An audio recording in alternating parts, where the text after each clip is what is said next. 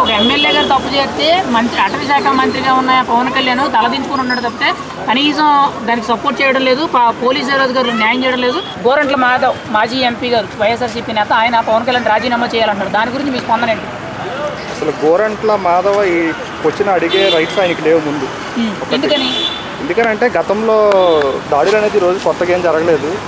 గతంలో YCP government హయాంలో ఎన్ని దాడులు జరిగినాయి. ఈయన కూడా ఒక పోలీస్ అధికారి ఈయనకి ఆల్రెడీ. అయితే ఈయన మాట్లాడి పవన్ కళ్యాణ్ గారు స్పందించాలి అనడానికి పవన్ కళ్యాణ్ గారు ఆల్రెడీ పార్టీలో ఎవరైనా సరే ఏదైనా ఒక సమస్య వచ్చినప్పుడు కానీ లేకపోతే ఏదైనా కొంచెం జరిగినప్పుడు కానీ ముందుగా సస్పెండ్ చేస్తారు డైరెక్ట్.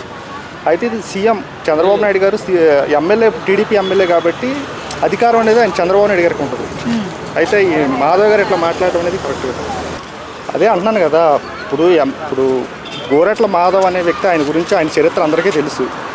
గతంలో వైసీపీ గవర్నమెంట్లో జరిగింది కూడా ఏమేం జరిగిందో పోలీసులకి ఎలా రెస్పెక్ట్ ఇచ్చేవాళ్ళు ఏంటో అందరికీ తెలుసు. దీని గురించి ఆయన మాట్లాడడానికి ఆయన అర్హులు కాదు.